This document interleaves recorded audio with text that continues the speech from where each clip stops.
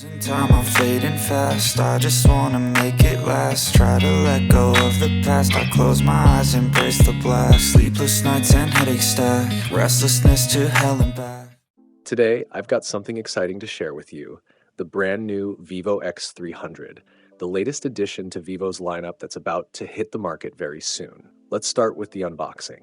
A quick shout out to my tech partner from China for sharing this video. A big thank you for making this possible. Hey everyone, it's Maiky from techmaiky. If you love staying updated with the latest gadgets, make sure to subscribe and hit the notification bell so you never miss out on our exciting tech content.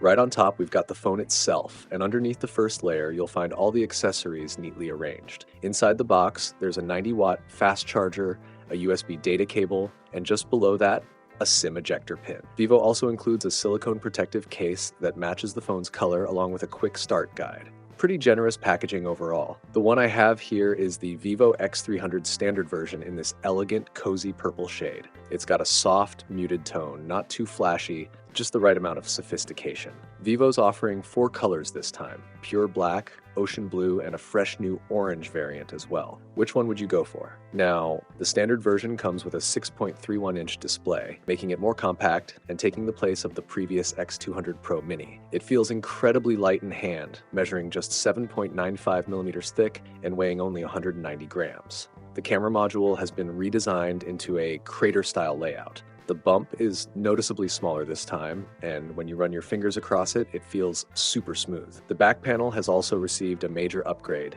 It now features velvet glass technology, giving it a softer, more premium feel. Honestly, it's one of the nicest textures I've felt on a phone lately. All right, let's power it on and check out the display. Once it lights up, you'll notice how slim the bezels are. This time, Vivo has gone with a 4-sided ultra-thin bezel design, and the visual effect is just stunning.